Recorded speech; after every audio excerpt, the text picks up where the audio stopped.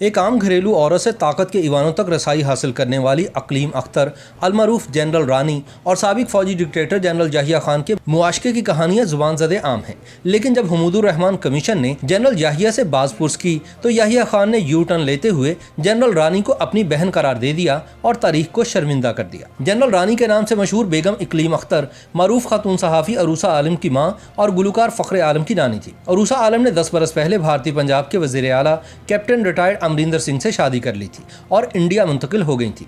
General رانی کا انتقال 1 جولائی سن 2002 کو لاہور میں ہوا، تاہم پاکستان کی سیاسی تاریخ میں آج بھی ان کا نام کئی حوالوں سے زندہ ہے۔ یہ اقلیم اختر رانی کون تھیں اور انہیں پاکستان کی طاقتور ترین خواتین میں سے ایک کیوں کہا جاتا ہے؟ حالانکہ نہ تو وہ کوئی سیاستدان تھی اور نہ ہی کسی نوابی یا جاگیردار خانوادے سے ان کا تعلق تھا، اور نہ ہی ان کا واسطہ ادب یا شو بزنس سے تھا۔ اس پراسرار کردار کا اصل نام تو اقلیم اختر رانی تھا، لیکن وہ ملک کے گوشے گوشے میں جنرل رانی کے نام سے مشہور ہوئیں۔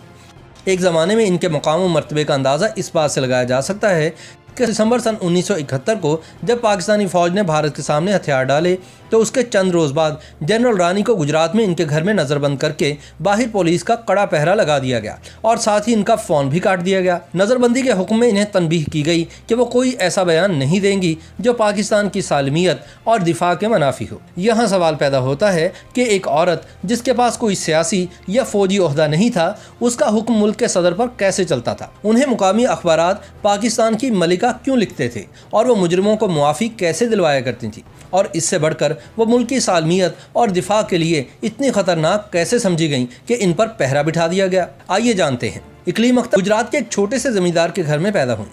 کچھ عرصہ تو وہ اسکول جاتی رہیں مگر میٹرک پاس نہ کر سکیں۔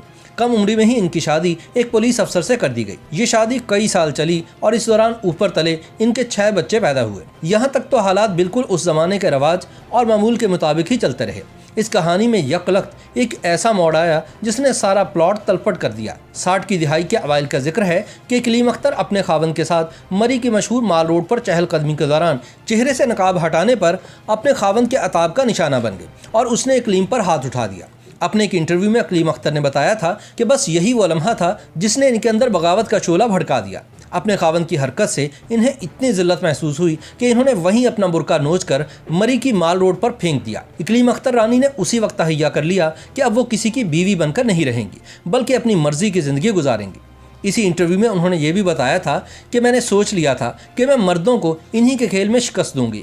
میرا خاوند پولیس میں تھا، اس لیے میں نے بہت سے طاقتور مردوں کو دیکھا تھا۔ اس دوران مجھے احساس ہو چکا تھا کہ تمام طاقتور مردوں کو اپنی بھڑاس نکالنے کی ضرورت محسوس ہوتی ہے، اور یہ بھڑاس کسی بستر کے ساتھی کی صورت میں بھی نکل سکتی ہے۔ مرد کا عہدہ جتنا بڑا ہوگا اس کی یہ ضرورت بھی اتنی ہی شدید ہوگی۔ چند برس بعد اقلیم اختر نے مردوں کی یہی ضرورت پوری کرنے کے لیے ایک ایجنسی کھول لی جس میں کئی خوبرو لڑکیاں ان کے لیے کام کرنے لگیں، جن میں فلموں کی بعض نامور فنکارائیں بھی شامل تھیں۔ اس مقصد کے لیے اقلیم اختر نے کراچی یا لاہور جیسے بڑے شہروں کی بجائے راولپنڈی کا انتخاب کیا۔ شاید اس کی وجہ یہ رہی ہو کہ ان 2 شہروں میں نیپیر روڈ اور ہیرا منڈی کی شکل میں پہلے ہی مقابلہ بہت سخت تھا۔ ویسے بھی راولپنڈی فیصلہ سازوں کا شہر تھا اور اقلیم اختر وہاں تعلقات بنانا چاہتی تھی۔ سابق آئی جی پنجاب سردار چودھری کے مطابق جنرل یحییٰ خان اور جنرل رانی کی پہلی ملاقات سیالکوٹ میں ہوئی تھی، جہاں اقلیم اختر عرف رانی کمبائنڈ ملٹری ہاسپٹل میں زیر علاج تھی۔ پھر ان کی ملاقات راولپنڈی میں ناو نوش کی ایک محفل میں ہوئی اور گویا چنگاریاں بھڑک اٹھی۔ اس کے بعد جنرل یحییٰ اقلیم اختر کے ہاں باقاعدگی سے آنے جانے لگے، حتیٰ کہ سردار چودھری کے بقول سن 1965 کی جنگ میں جب یحییٰ خان چھم جوڑیاں سیکٹر کے انچارج تھے، اس وقت بھی محاذ آرائی سے وقت نکال کر وہ فوجی ہیلی کاپٹر میں رانی کے گھر آیا جایا کرتے تھے۔ جنرل یحییٰ وہاں گھنٹوں گزارتے اور خود کو ریلیکس کرتے۔ جلد ہی ایوب خان نے اقتدار کی باغیں یحییٰ خان کو سونپ دی اور خود گوشۂ عافیت میں چلے گئے، جس کے بعد یحییٰ خان نے ملک میں دوسرا مارشل لا نافذ کر دیا اور ملک کے سیاہ و سفید کے مالک بن گئے۔ جنرل یحییٰ کا ستارہ بلند ہوا تو بیگم اقلیم کے اختر بھی اوپر اٹھتے چلے گئے۔ یہی وہ زمانہ ہے جب اخباروں میں ان کا تذکرہ ہونے لگا۔ کہا جاتا ہے کہ جس بڑی شخصیت کو اقلیم اختر نے جنرل یحییٰ خان سے متعارف کروایا وہ میڈم نور جہاں تھی۔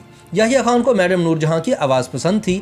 یہ وہی زمانہ ہے جب مشرقی پاکستان میں خانہ جنگی جاری تھی اور ملک 2 حصوں میں ٹوٹنے والا تھا۔ جنرل یحییٰ خان کے زوال کے بعد جنرل رانی کا ستارہ بھی گہنا گیا اور انہیں کئی مہینوں تک نظر بند رکھا گیا۔ مشہور وکیل احسن ظفر نے ان کا مقدمہ मुकदमा लड़ा और कोशिश करके इन्हें रिहा करवाने में कामयाब हो गए।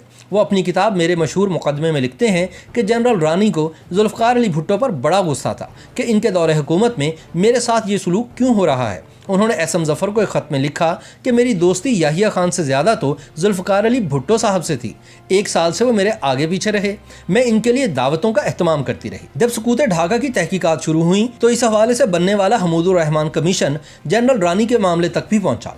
जब कमीशन ने याहिया खान से जनरल रानी के बारे में सवाल किया तो उन्होंने तारीखी यूटर्न लेते हुए कहा कि मैं रानी के ख़ानदान को उस वक्त से जानता हूँ जब मेरे वालिद आगा सआदत अली की बतौर एसपी गुजरात पोस्टिंग हुई थी। जहाँ तक इकलीम अख्तर उर्फ जनरल रानी की बात है तो वो मेरी बहन की तरह है। जनरल याहिया ने हमीदुर रहमान कमीशन के सामने जनरल इकलीम अख्तर उर्फ रानी को अपनी बहन तो करार दे दिया, लेकिन साबिक IG पुलिस सरदार मोहम्मद चौधरी ने अपनी आप बीती जहान हैरत में कुछ ऐसा लिखा है जो इनके इस दावे की मुकम्मल नफ़ी करता है। सरदार चौधरी लिखते हैं, शाह ईरान सरकारी दौरे पर पाकिस्तान आए हुए थे। जब इनकी वतन वापसी का वक्त आया तो सदर याहिया खान अपने कमरे से बाहर आने का नाम नहीं ले रहे थे। सब लोग इंतजार में थे। प्रोटोकॉल का बहुत संगीन मसला पैदा हो गया क्योंकि जनरल याहिया खान के बेडरूम में दाखिल होने की कोई जुर्रत नहीं कर सकता था। आखिर इनके मिलिट्री सेक्रेटरी जनरल इसहाक ने इकलीम अख्तर उर्फ रानी से कहा कि वो अंदर जाएं और सदर को बाहर लाएं, क्योंकि सिर्फ जनरल रानी ही इनके कमरे में बिला रोक टोक आ जा सकती थी। मिलिट्री सेक्रेटरी के कहने पर जनरल रानी जनरल याहिया के बेडरूम में दाखिल हुई तो उन्होंने देखा कि मुल्क की मशहूर तरीन फनकारा सदर के साथ मसरूफ़ अमल है। कुछ लोग कहते हैं कि वो शख्सियत मलिका तरन्नुम नूर जहां थी। खुद जनरल रानी के बकौल इनको इस मंजर से बड़ी कराहत और रकाबत महसूस हुई। उन्होंने कपड़े पहनने में तब के नंगे सदर जनरल याहिया खान की मदद की और बेमुश्किल तमाम इन्हें कमरे से बाहर लाईं ताकि वो शाह ईरान को अलविदा कह सकें।